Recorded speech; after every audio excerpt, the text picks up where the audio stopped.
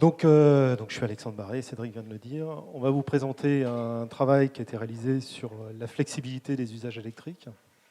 Donc ce travail a duré 1 an, qu'on a fait avec un large panel d'entreprises. Donc on a consulté des producteurs d'électricité, à la fois des gros, mais aussi des petits producteurs d'électricité alternatifs, des spécialistes du comportement, des consommateurs, des experts dans le domaine de la maîtrise de la demande en énergie, des entreprises de réseau. On a rencontré aussi la FNCCR. Donc on a vraiment balayé très large dans les acteurs. Alors les propositions qu'on va vous présenter sont issues d'une recherche de position commune entre tous ces acteurs. Les partenaires, l'ensemble des partenaires se retrouvent dans nos propositions. Certains pensent qu'elles pourraient aller plus loin, mais ils ne sont pas en désaccord avec elles. Alors, ça c'est ma trombine, mais vous la connaissez. Alors, comment ça se fait que je n'ai pas le bon truc, ça s'est décalé d'un. Voilà. Avant de commencer la présentation, pour introduire le fonctionnement d'un système électrique, je vais vous présenter vous allez voir une petite vidéo. J'espère que la netteté, ça sera suffisamment net du fond de la salle, présentant ce qui se passe, les conséquences quand il y a un dysfonctionnement d'un système électrique. Et maintenant, j'espère pouvoir... Jean-Noël, help. Jean-Noël. Si je clique là. Une grosse panne d'électricité à Ronde. Ça fait 1 heure qu'eux sont poignés dans le manège.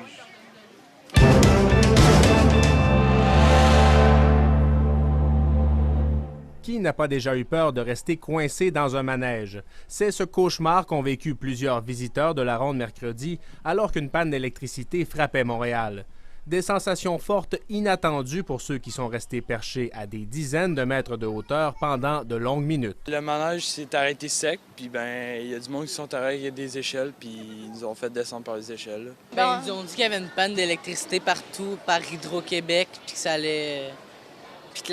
ça allait peut-être recommencer plus tard, mais pour l'instant, c'était sûr qu'il y avait une évacuation. Vous pouvez revenir n'importe quand, soit aujourd'hui ou la prochaine fois que vous voulez à la ronde, la date est au choix, manège. Le parc d'attractions est resté fermé pour le reste de la journée. Attention, une panne d'électricité nous oblige à interrompre le service pour une durée indéterminée sur l'ensemble du réseau. Attention. Le métro de Montréal a lui aussi été paralysé. Le service a cessé vers 16h40 pour reprendre graduellement 1 heure plus tard. Des passagers sont restés coincés dans des wagons. À la surface, d'autres ont attendu en vain des navettes pour se rendre à la maison. En cas de problème comme ça, il faut prévoir. Là. C'est pas normal qu'il y ait un autobus qui soit passé. Là. Un. C'est tout en transit, puis ça circule vide.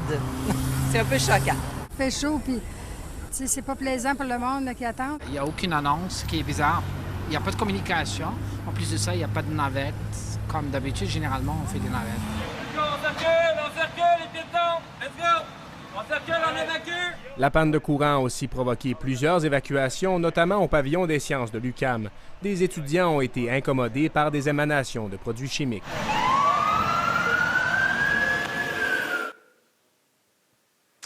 Voilà. Vous avez vu, ça se passait 2 minutes d'angoisse. Ouais. Vous avez vu que ça se passait au Québec, j'imagine que vous l'avez deviné.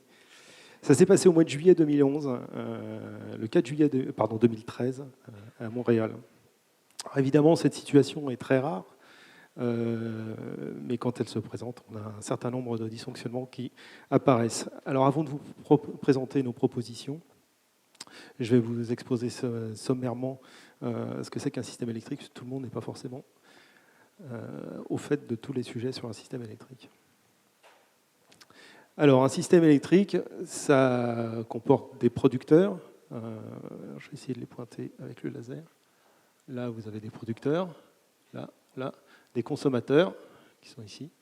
Un réseau qui les relie et des interconnexions. Un point essentiel pour un système électrique, c'est de garantir à chaque instant l'équilibre entre la production et la consommation. S'il y a un déséquilibre, si un déséquilibre se produit entre les deux, il y a les caractéristiques du courant se détériorent, et ça peut aller jusqu'à la situation que vous avez vue sur Montréal. Un type de dysfonctionnement comme ça, s'il est majeur, peut avoir des coûts économiques importants. Vous avez vu, la fête foraine s'est arrêtée, la vie économique s'est arrêtée, qui peut se chiffrer en millions, voire en milliards d'euros. On a des risques sur la santé humaine qui apparaissent.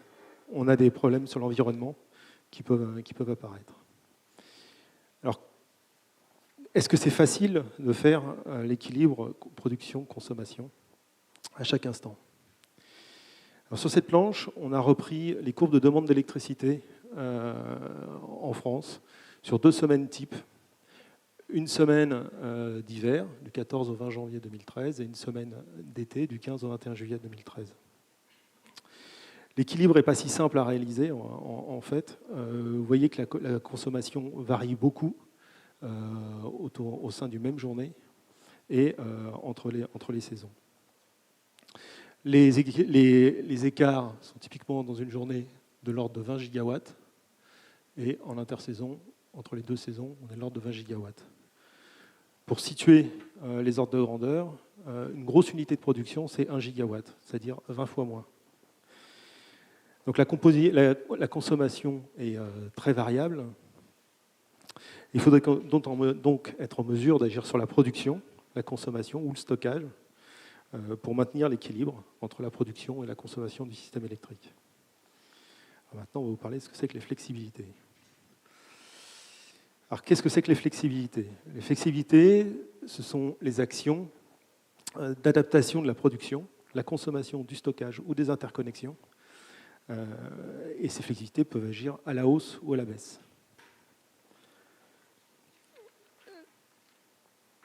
Alors, que se passe-t-il quand on introduit des productions intermittentes? Vous avez ici la production d'un parc éolien en haut et un parc photovoltaïque en bas. En haut, la courbe bleue, c'est la production d'un parc au cours d'une semaine au mois de juillet 2011. La courbe rouge, c'est la production sur la France.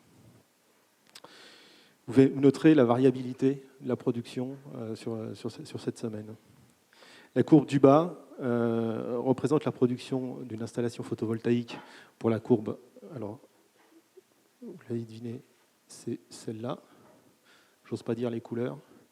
Pour de bleu ou vert foncé, qui représente la production d'une installation. La courbe vert clair, ça représente la production de 26 installations.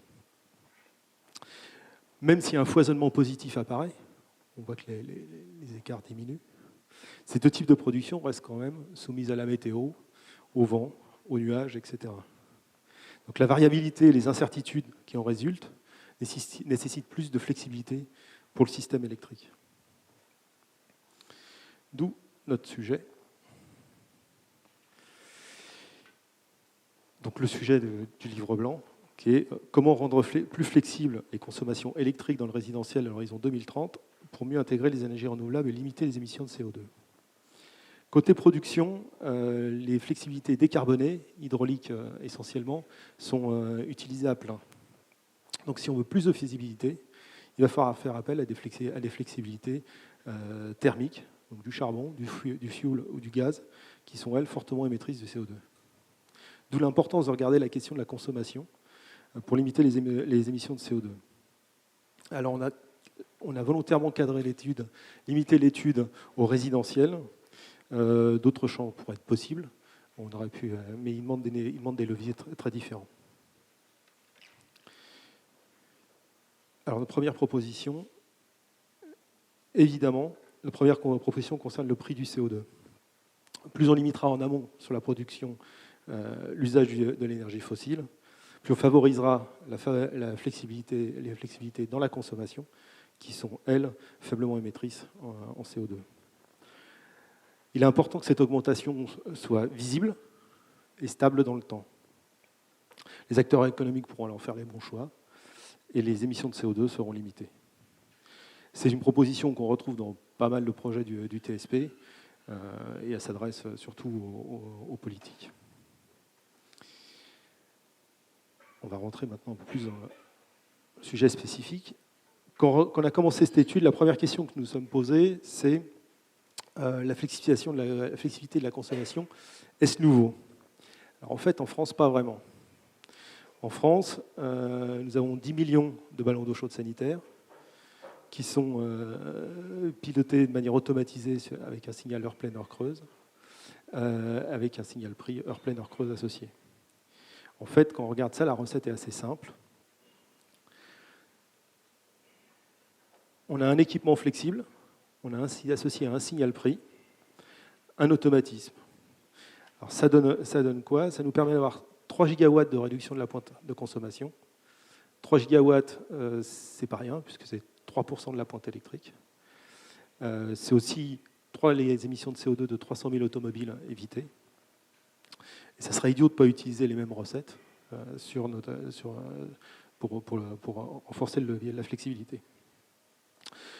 D'où nos propositions.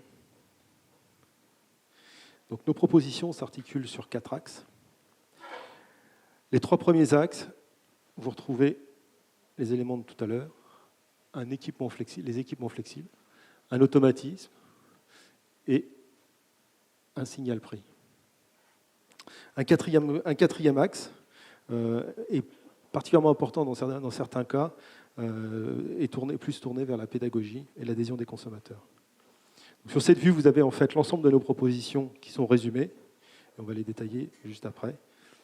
C'est les propositions qu'on a vues avec un panel d'entreprises que j'évoquais au début de la présentation.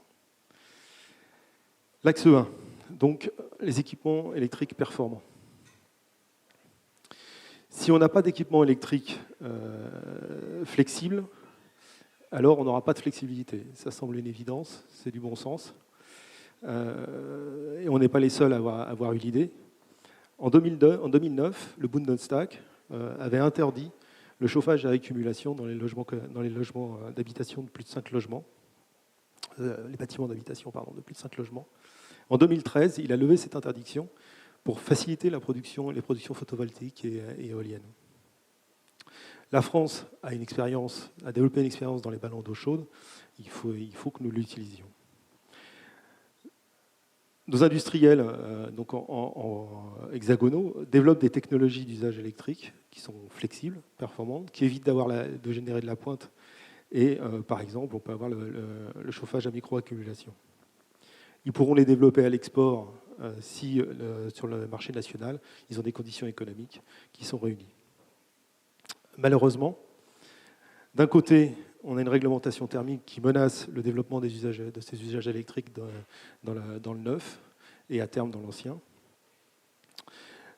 Et d'un autre côté, on développe les ENR qui nécessitent plus de flexibilité, comme on l'a vu avant, et qui nécessitent des comptages communicants. Donc la première proposition demande surtout un retour à une cohérence, de mise en cohérence de réglementation thermique avec les objectifs de la transition énergétique. Donc il y a deux objectifs sur cette proposition. Un, les émissions de CO2, et deux, la valorisation d'une filière industrielle française. Cette orientation a été reprise dans la loi qui est en cours d'examen au Parlement. Et on verra comment elle sera déclinée. Il faudra examiner en détail les manières dont elle est examinée. Le deuxième axe, maintenant que nous avons les usages flexibles, le deuxième axe, c'est qu'il faut nous assurer que les consommateurs puissent mobiliser ces flexibilités. C'est l'objectif du deuxième axe. La France a investi plusieurs milliards d'euros dans le déploiement des compteurs communicants d'ici à 2021. Ils permettront de rendre techniquement accessibles des nouveaux gisements de flexibilité. Quand on observe les installations chez les clients, les professionnels nous disent qu'il y a une grande diversité dans les protocoles entre les protocoles de communication entre les appareils, et qu'il y a une diversité de situations dans les logements qui rendent un déploiement généralisé difficile. Donc ce qu'on cherche par nos propositions, c'est une standardisation des protocoles interfaces et une simplification pour le client. De plus, Les professionnels nous disent qu'il y a une peur de la part de certains consommateurs sur la transmission d'informations par les ondes. Et donc, on propose d'adjoindre un déploiement d'une gamme filaire pour la transmission d'informations.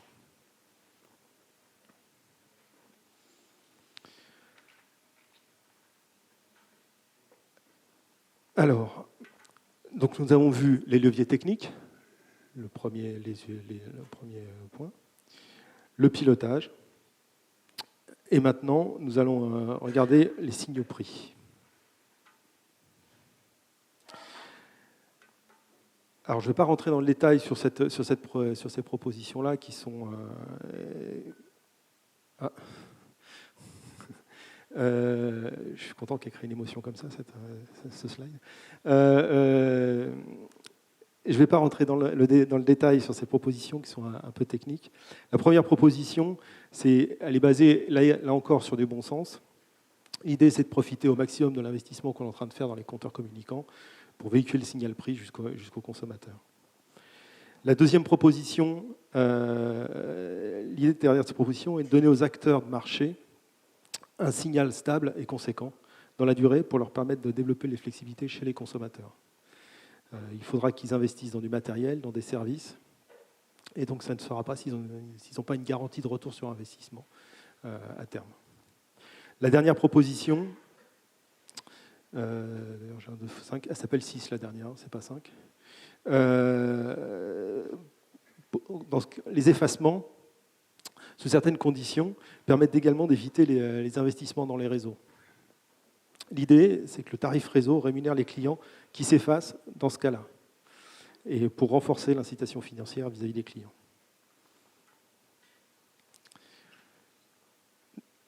Notre dernier axe, donc, qui cherche à développer la pédagogie pour plus d'adhésion des consommateurs et des professionnels.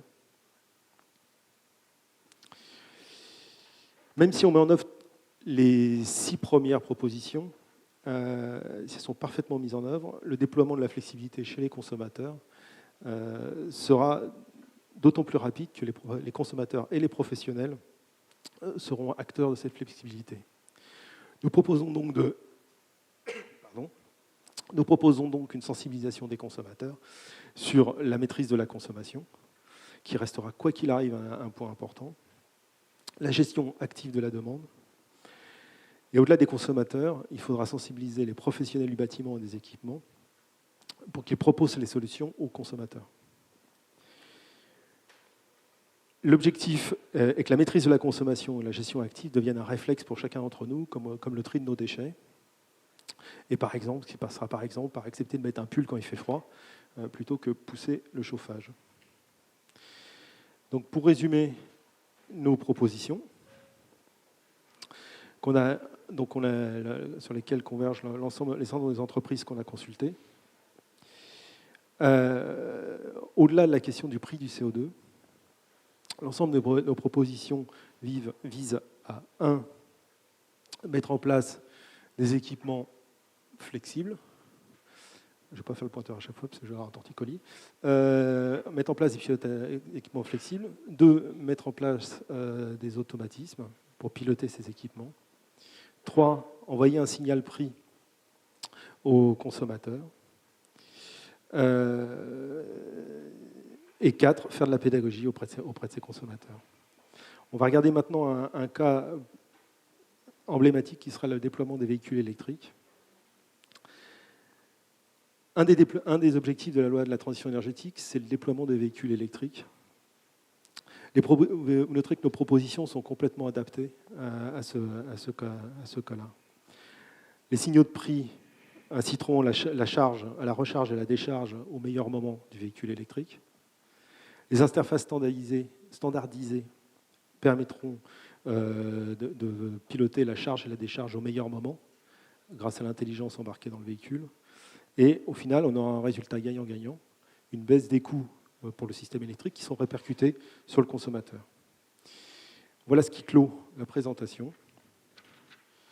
Et je réponds à vos questions. Je suis tout à vous.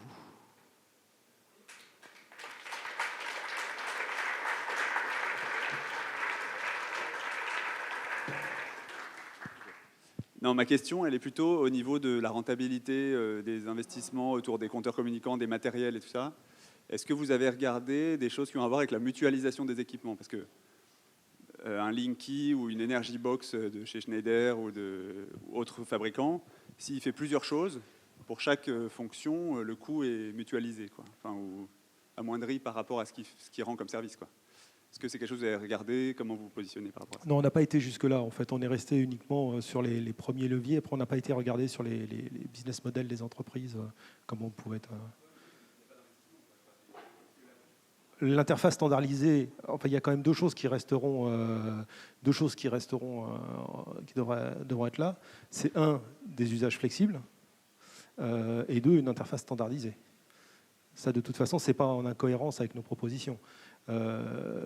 S'il n'y a pas d'usage flexible, ça ne sert à rien d'avoir le smartphone. Il n'y aura rien qui s'effacera. Juste sur les équipements, en fait. Et du coup, est-ce que le Linky, par exemple, ça c'est une question que je sais pas, est-ce que le Linky sera comme un capital de fonctions potentielles utilisable par plusieurs acteurs autres que ERDF ou que le fournisseur Le fournisseur pourra l'utiliser, oui. Pour véhiculer le signal prix, il sert à ça, Linky. Oui, c'est pas propriété EDF, c'est ERDF. Ce qui n'a rien à voir. Oui, bonjour. Jean-Christophe Bourgeois, là, par rapport à ce que disait Léo Bénichou, là, pour le compteur Linky, est-ce que vous êtes assuré, ou je dirais vous faites du lobbying auprès de qui de droit, comme Que Choisir l'avait fait, pour être sûr, là, justement, que les services dont on pourra bénéficier avec Linky soient accessibles par un tiers, et ça rejoint aussi le label Smart Grid Ready, où un compteur Linky devrait être justement interopérable avec d'autres choses. Ça, c'est notre proposition, c'est que tout soit interopérable. Tout à fait. Après, mais est-ce que ouais. Linky, où on est Linky par rapport à ça, on n'a pas été le voir en détail, donc voilà. Je ne sais pas le dire. Mais c'est notre proposition, c'est que les systèmes soient interopérables et qu'on puisse déployer graduellement. Voilà. Et deuxième question, pourquoi vous limitez au résidentiel? Parce que tout ce que vous avez dit, je pense que c'est valable pour le tertiaire ou l'industrie. C'est un peu différent. Le petit tertiaire, pourquoi distinguer? Peut-être on aurait pu aller au petit tertiaire, mais il y a plein d'autres questions qui peuvent se poser pour le petit tertiaire. Notamment, les tarifications ne sont pas structurées pareil, etc. Donc, voilà. On a limité au résidentiel. C'est une autre question, le petit tertiaire, en termes de...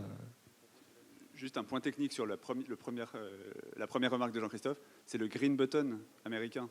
Je trouve que ce serait intéressant de faire du lobbying pour un green button français. Ouais, c'est-à-dire que le client final dit, voilà, qui m'offre un service je suis prêt à faire de la flexibilité, j'appuie sur un green button et quelqu'un vient me proposer un service. Pourquoi pas? Je ne sais pas. François-Marie Bréon, je me suis présenté ce matin. J'ai deux questions. La première, c'est que vous avez beaucoup parlé du paiement ou des gens qui vont s'effacer, des particuliers qui vont s'effacer. Mais je vois une difficulté, c'est comment on sait combien ils auraient consommé s'ils ne s'étaient pas effacés et donc combien ils doivent être rétribués pour leur effacement supposé. Alors en fait, c'est un peu le même système que le tarif, les EJP que tu as aujourd'hui. Tu as un tarif à un moment où le prix de l'électricité est plus cher et donc les gens vont s'effacer. C'est l'inverse. D'accord, donc il y a un double prix et du coup les gens choisissent ou pas de faire consommer. Voilà. Donc c'est de mettre un automatisme. C'est pas vraiment un effacement pour des jours particuliers. C'est un automatisme qui, si les gens choisissent de mettre en œuvre, de soumettre leur installation à cet automatisme, ils auront donc des tarifs d'électricité moins chers. C'est ce qui existait avec les EJP, qui est un tarif qui est plus vendu par EDF, mais qui a existé à une époque. Voilà, c'est un peu le même principe. D'accord. Ma deuxième question, c'est qu'est-ce que vous pensez de la solution qui consiste, pour les gens qui aujourd'hui sont équipés de chauffage au fioul ou au gaz, de rajouter une résistance pour que les jours où l'électricité est surabondante, ils n'utilisent plus leur chauffage au fioul, mais ils utilisent l'électricité directement. Ça demande un investissement en matériel qui est extrêmement simple, puisque c'est simplement une résistance à mettre au bon endroit dans le circuit de chauffage. Et ça permet de faire exactement ce que vous voulez, c'est-à-dire une modulation de la consommation électrique en France. Je te renvoie au livre blanc. Dedans, on parle des chaudières bi-énergie qui sont un peu ce système-là, où on est sur deux énergies.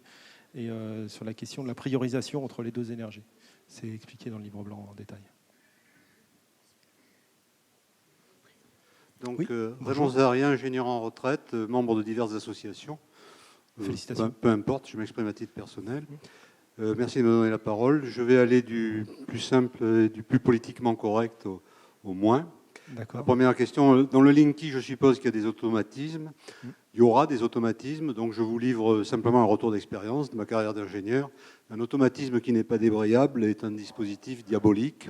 Donc j'espère que le Linky sera diabolique et qu'on aura la possibilité de ne pas s'effacer quand il y a une nécessité justement de continuité du service. La deuxième question maintenant, vous avez parlé de la réglementation thermique qui menace, avez-vous dit, la production d'électricité. Donc là, j'ai besoin de savoir ce qui se cache derrière cette formule. S'agit-il du chauffage électrique, par exemple? Et puis, j'arrive à la troisième question. Là, c'est du délire. Je suis en retraite. Je ne porte atteinte à la notoriété d'aucun employeur. Donc, je délire. Si, pendant qu'il y a trop d'électricité, on fait de l'électrolyse de l'eau et on ouvre la voie à un processus de méthanation, à ne pas confondre avec la méthanisation, ben voilà, quoi. Est-ce que c'est pas aussi un moyen d'équilibrer le réseau? Il n'y a pas besoin de mettre des résistances chauffantes dans les appartements chauffés au fioul ou pas chauffés d'ailleurs, si jamais ils sont bien conçus. Et c'est que du bonheur, quoi, puisque on stocke de l'énergie sous forme de méthane, par exemple. Merci de m'avoir écouté. Alors, sur le côté obligatoire de l'effacement, c'est absolument pas dans nos propositions. C'est absolument pas nos propositions. L'aspect obligatoire, c'est bien le client qui choisit d'actionner les flexibilités ou pas. On donne juste un signal prix. Et après, s'il veut s'effacer, il s'efface. S'il ne veut pas, il ne s'efface pas. La deuxième question, c'était le chauffage électrique et la RT 2012 dans le 9. C'est en fait le chauffage aujourd'hui, les réglementations thermiques dans le bâtiment neuf comptent en énergie primaire et limitent en énergie primaire. Et donc, à cause de rendement de machines thermodynamiques, appliquent un coefficient qui fait que ça maximise l'énergie quand c'est de l'électricité. Donc voilà, et donc c'est ça qui explique le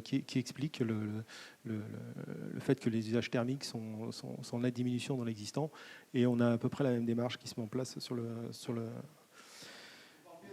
le neuf, pardon, et dans l'existant.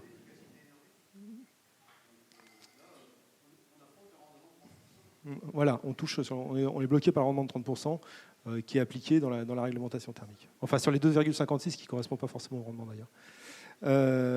Et le dernier point sur la méthanation, alors on n'a pas regardé en détail, il y a quand même une étude, il y a l'ADEME qui a regardé les différentes façons de stocker, parce que c'est une forme de stockage. Hein, ça. Oui. Et on a une étude ADEME, alors comme on se disait que ça arriverait bien, cette question, on vous a mis ce qu'a écrit l'ADEME. Donc je vous laisse lire en France métropolitaine en 2030, donc ce qui est l'horizon auquel on s'est mis nous. Hein. Seuls les stockages d'électricité de masse sont les STEP, c'est les seuls qui sont rentables, en dehors de contextes locaux particuliers que génèrent des opportunités ponctuelles. C'est l'ADEME qui le dit, je vous laisse lire tout le détail si vous voulez. Voilà, on n'a pas cherché des solutions de stockage.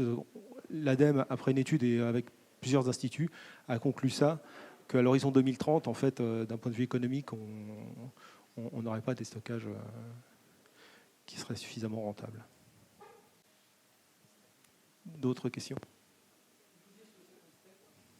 Une STEP, alors c'est une station de transfert par électropompage. C'est un système tout bête, c'est 2 bassins séparés par une altitude.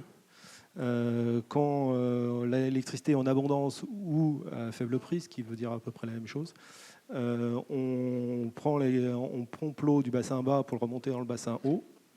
Et quand l'électricité est rare ou à un prix cher, on turbine depuis le bassin haut vers le bassin bas. Et c'est le système le plus économique qu'on ait aujourd'hui pour stocker l'électricité. C'est un bon rendement, de l'ordre de 80%, donc c'est un bon dispositif. Seule chose, c'est qu'il faut 2 bassins. Pas trop loin pour pas que les tuyauteries soient trop longues. Bonjour. Là, ici. Je vois pas. Bonjour. Pardon. Oui. Lilian Laurent, Schneider Electric. Simplement quelques compléments d'information sur le compteur Linky. Donc on parle bien d'un compteur communicant et pas intelligent. Donc le compteur parle, informe, mais en aucun cas n'agit. Premier élément de précision. Deuxième, l'Europe avait proposé que ces compteurs intelligents soient entre guillemets hybrides, électricité-gaz. Le choix a été fait en France qu'il y ait un compteur électrique Linky géré par EDF et un indépendant pour le gaz. Et en fait, le bénéfice ou l'avantage, il est surtout pour le GRD, pour le gestionnaire de réseau, qui lui peut permettre, a une vision sur les consommations futures. Il a de l'information, c'est super intéressant pour lui. Et le deuxième élément, c'est la fraude. Et c'est principalement, aujourd'hui, c'est GRD qui a l'intérêt, qui est le premier à avoir un intérêt au développement de ces compteurs intelligents. À titre d'exemple, en Italie, où ils ont commencé à mettre des compteurs communicants, les premiers, ça a été fait pour des raisons, justement, pour lutter contre la fraude et avoir un retour, permettre d'estimer et localiser les fraudes en termes de consommation électrique. Voilà, simplement des éléments de complément d'information que je souhaitais apporter sur le compteur Linky. Merci. Oui, bonjour. Bonjour. Adrien Cousinier, donc Association Avenir Climatique. Oui. Moi, ma question sur Linky, le déploiement de Linky, c'est quel est son coût carbone? Parce qu'on parle beaucoup d'économie, mais quel est son coût carbone et son coût énergétique? Parce que moi, la question que je me pose, c'est que si le coût énergétique est supérieur aux économies énergétiques, c'est peut-être pas très intéressant. La deuxième question porte sur, parce qu'on parle beaucoup des véhicules électriques, lorsqu'on sait qu'une batterie d'un véhicule électrique, c'est dans les 3,5 kW, pour atteindre les quelques gigawatts de stockage, il faudrait parler en millions de véhicules électriques en France, ce qui me paraît un peu énorme. Donc je suis un peu dubitatif sur le côté significatif de la capacité de stockage par les véhicules électriques. Alors, côté Linky, on n'a pas abordé la question comme ça, puisque nous, on est parti d'un état connu, stable, qui est aujourd'hui, la décision est prise de déployer Linky. Et on le déploie. Donc on ne met pas en cause cette décision-là, voilà, on est parti là-dessus. Donc j'ai pas d'avis sur le CO2, le CO2 stocké via Linky. Aucun avis sur le sujet. Côté véhicule électrique, alors effectivement, ceci dit, là on a une horizon 2030, le gouvernement fixe par la loi de transition énergétique au moins 2 millions de véhicules électriques, donc on est bien dans les bons ordres de grandeur, d'une part. D'autre part, en termes de flexibilité, on voit que plus on actionnera de levier, mieux ce sera. Donc il ne faut pas se priver de celui-là. Maintenant, il ne fera peut-être pas tout. Bonjour, Chloé Latour, RTE, je travaille au département marché. Et ce qui m'a interpellée dans votre intervention, c'est qu'au-delà des questions d'effacement tarifaire permis par les fournisseurs d'électricité, il y a aussi tout un autre accès au gisement de flexibilité via l'intervention d'opérateurs indépendants d'effacement, notamment dans le résidentiel, et qui est assez développé en France. On a un cadre de régulation qui est assez novateur et qui permet à ces opérateurs d'effacement d'agir sans que le fournisseur d'électricité soit au courant et de contractualiser directement avec le consommateur en dehors de son contrat de fourniture d'électricité, ce qui se rapproche finalement qui est assez proche du concept de green button, même si on n'a pas un seul compteur, mais on peut quand même avoir plusieurs opérateurs en tant que consommateur. Et je voulais savoir si c'était un choix d'avoir occulté toute cette partie sur les marchés, la manière dont les opérateurs indépendants peuvent agir, et sinon si vous envisagez de travailler dessus. Alors, sur les agrégateurs, c'est de ceux-là dont vous parlez, dont un bien connu, j'imagine que vous avez en tête. Sur le résidentiel, oui, mais sur l'industriel, il y en a d'autres. Oui, on a parlé que du résidentiel, encore une fois. C'est pour ça, au début, j'ai bien précisé résidentiel, parce que les leviers sont différents sur les industriels. Totalement, mais il n'y a pas uniquement un opérateur d'effacement, y compris sur le résidentiel, cela dit. Oui. Alors, premier point, pour reprendre nos propositions, de toute façon, si on veut faire de l'effacement, y compris avec les opérateurs, les agrégateurs dont vous parlez, les agrégateurs d'effacement, il faut des usages flexibles. Ça, c'est sûr. Donc, notre proposition, elle reste valable. La partie signal-prix, les agrégateurs, de toute façon, ils ont besoin de mettre en place du matériel pour commander aussi. Je pense que je partage complètement toutes voilà, vos donc propositions. Je veux dire, c'est pas orthogonal avec... C'est plutôt, est-ce qu'il n'y en aurait pas une autre et notamment quand on cherche à réfléchir sur le modèle français et à valoriser ce modèle français qui est assez novateur au niveau européen. Il y a aussi une 8e proposition qui est finalement d'ouvrir le gisement de flexibilité à d'autres opérateurs que les fournisseurs. Et ça, notamment sur le résidentiel, il y a assez peu de pays qui le font en dehors des États-Unis et de la France. Et je trouve que c'est vraiment quelque chose à valoriser et à creuser. Et on a vraiment un cadre de régulation qui le permet aujourd'hui. Enfin, j'ai le sentiment. Oui, probablement. Encore une fois, moi, je prétends pas avoir l'ensemble des propositions possibles, d'autant plus que ce sont les propositions qui... Un point important, c'est les propositions qu'on a fait par une recherche de consensus à travers le panel qui était très divers qu'on avait. Donc, évidemment, et c'est pour ça que je l'ai bien dit au début, chaque participant, enfin pas chaque participant, mais certains participants pouvaient dire mais vous n'allez pas assez loin, ce qui est un peu le sens de votre remarque. Oui, bien sûr, il y a des endroits, on peut aller plus loin, mais sauf que on cherchait à avoir quelque chose qui soit un consensus au sein de toutes les personnes qu'on a consultées. Et là, on a quelque chose, un panel de propositions sur lequel tout le monde peut s'appuyer, tout le monde se retrouve. Après, il y a des gens dans le groupe, il y a des gens qui voulaient qu'on aille plus loin sur certains aspects, mais on n'a pas réussi à obtenir de consensus dans le groupe, donc c'est tombé. Mais il y a peut-être des points à creuser. Ça n'empêche pas qu'il y a des choses qu'on a peut-être oubliées qui feraient consensus, mais là, ils ne sont pas là. Oui. Ils ne sont pas sortis dans le GT. Oui, Serge Lepelletier. Oui. D'abord, peut-être une remarque sur ce qui a été dit sur l'efficacité énergétique. Il faut évidemment se battre pour l'efficacité énergétique, mais dans un objectif premier qui est la limitation des émissions de gaz à effet de serre. Or, aujourd'hui, les règles en France, telles qu'elles sont adoptées sur l'efficacité énergétique, aboutissent à une diminution plus faible qu'elle pourrait l'être des émissions de gaz à effet de serre. Donc il faut d'abord faire passer pour moi la diminution des effets de gaz à effet de serre plutôt que la simple efficacité énergétique. Ça doit être lié pour aller vers la diminution des gaz à effet de serre. Alors ma question porte sur la flexibilité. Votre intervention est très très intéressante parce qu'il y a un besoin de flexibilité pour les consommations dans le résidentiel et dans le bâtiment en général. Mais ma question, elle est, est-ce que vous avez étudié ou est-ce que vous allez étudier la question d'une flexibilité pour les territoires? C'est-à-dire qu'au-delà, parce que la vraie question qui se pose, c'est qu'aujourd'hui, on veut avancer de plus en plus vers une diminution de la consommation, en particulier d'électricité par bâtiment, mais il faut, je pense, pour l'avenir, que l'on étudie les choses par territoire, parce que ça peut être beaucoup moins coûteux d'économiser par territoire. Alors, est-ce que vous avez analysé ou vous envisagez d'étudier cette flexibilité par territoire? À la maille du territoire? Oui, à la maille du territoire plutôt qu'à la simple maille de l'appartement ou de la maison. Non, on n'a pas été sur ce champ-là. On est resté vraiment sur le résidentiel. Effectivement, on pourrait imaginer grouper des industries et réfléchir aux synergies, mais ça, on n'a pas été sur ce champ-là. On est resté vraiment sur notre cadre au départ résidentiel. Mais néanmoins, effectivement, il y a des nouveaux gisements. Oui, il me semble que pour l'avenir, ce sera une vraie question. Il me semble. Oui, tout à fait. Une autre question? Oui, bonjour. Guillaume Martin, donc modeste étudiant ingénieur.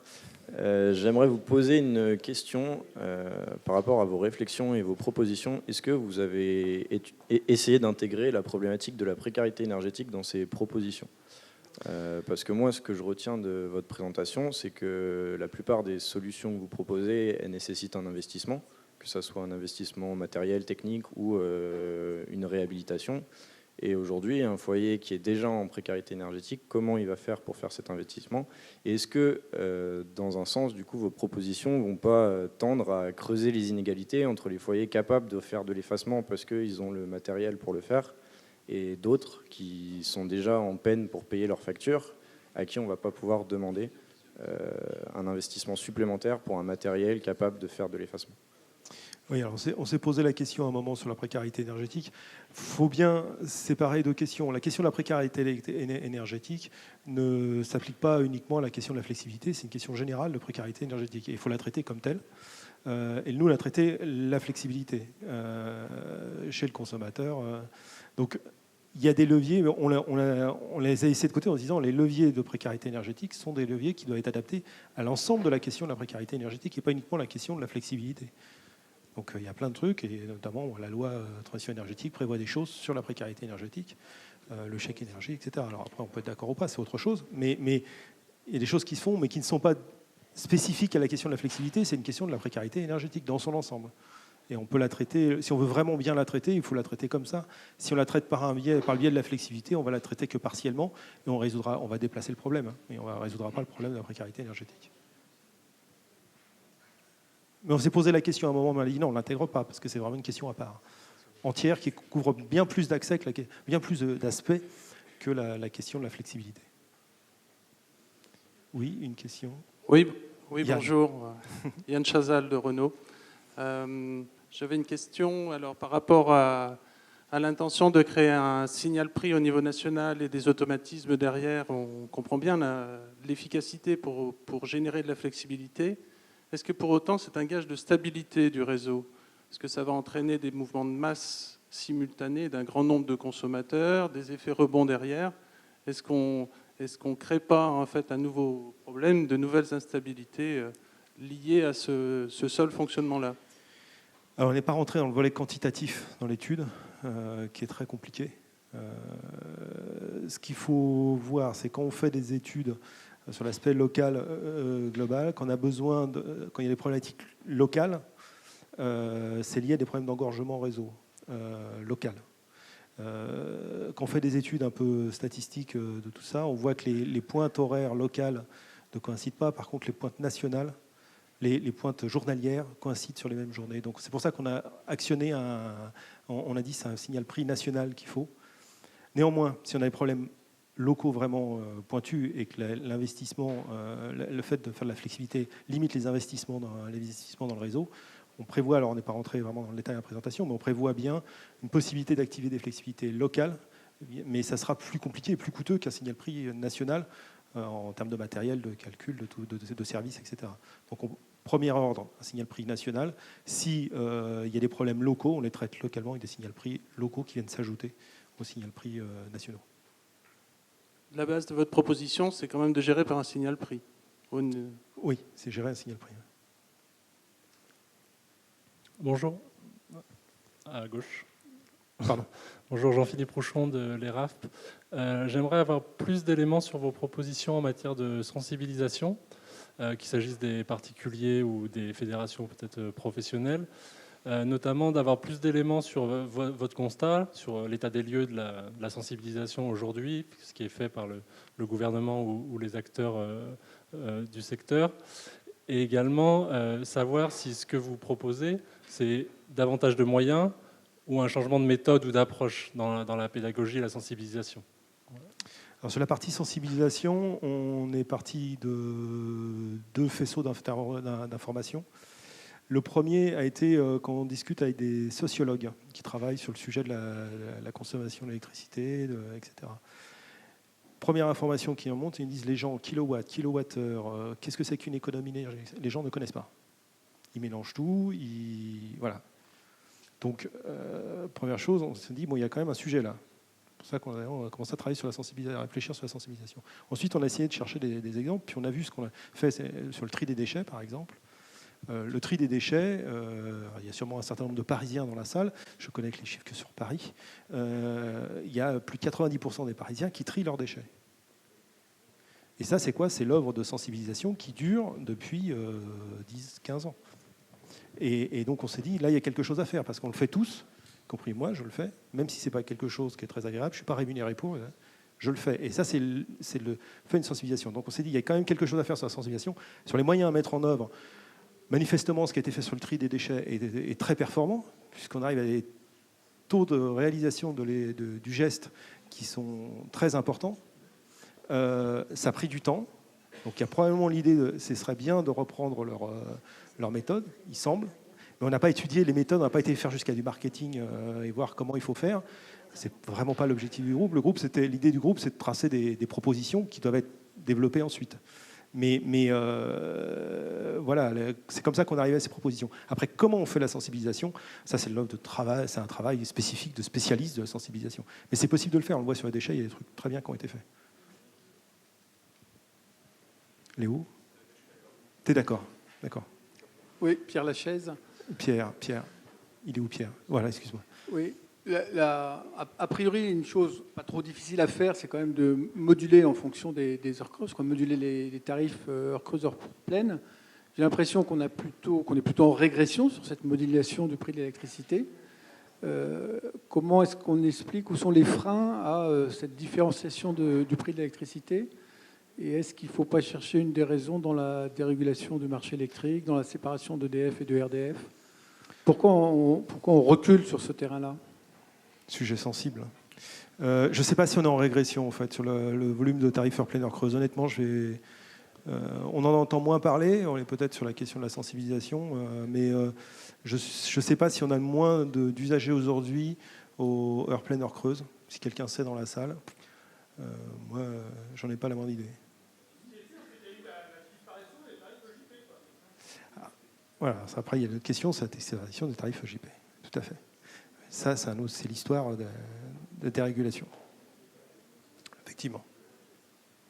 Marie Desgremont de Sciences Po en thèse. Je reviendrai sur le premier axe. Comment vous comptez vous y prendre pour le prix du CO2? Qui avez-vous été voir? Alors c'est pareil, hein, c'est un axe. Hein. Nous, sur la première proposition, tu veux dire? Oui, c'est ça. Ça, c'est les instances européennes qui doivent dire comment on fait pour... Et c'est un vaste sujet. Voilà, Jean-Marc a plein d'idées sur le sujet. Sur la partie prix du CO2, on a un travail en cours en ce moment, en finalisation. Alors, il y a une prise de position ancienne sur la taxe carbone. Et par ailleurs, on a un travail en cours en ce moment pour essayer de mettre dans le système européen des quotas quelque chose qui ressemble à une quasi-taxe, avec l'idée qu'il y a un prix de réserve aux enchères et que ce prix de réserve est croissant dans le temps. Alors aujourd'hui, il y a un mécanisme de flexibilité qui a été instauré par la Commission pour garantir une espèce de forme de prix minimum qui s'appelle le Market Stability Reserve, mais c'est un système dans lequel on a l'idée sympathique, malheureusement démentie par les faits, qu'en pilotant les quantités, on est assuré de piloter les prix. Mais sauf que ce n'est pas comme ça que l'histoire passée s'est écrite, et à mon avis encore moins comme ça qu'elle s'écrira à l'avenir. Mais donc on a un travail là-dessus, et puis parce que les quotas étant une compétence européenne, on peut proposer quelque chose qui soit à l'échelle de l'Europe. Par contre, la fiscalité reste aujourd'hui une compétence nationale, donc si on veut influer sur le prix du CO2 via la fiscalité, donc tout ce qui est taxe carbone, etc., eh bien à ce moment, c'est une discussion fiscale pays par pays qui est à l'origine de ce genre de hausse. Après, il y a une troisième manière aussi d'avoir une hausse du prix du carbone, c'est d'attendre qu'il y ait un choc sur les marchés, donc ça nous renvoie à l'exposé tout à l'heure de Mathieu. Mais ce n'est pas les mêmes qui touchent l'argent. Juste en complément sur ce que vous aviez dit, il y a effectivement une baisse du volume EJP Tempo. Du volume d'effacement effectivement activé via les effacements tarifaires.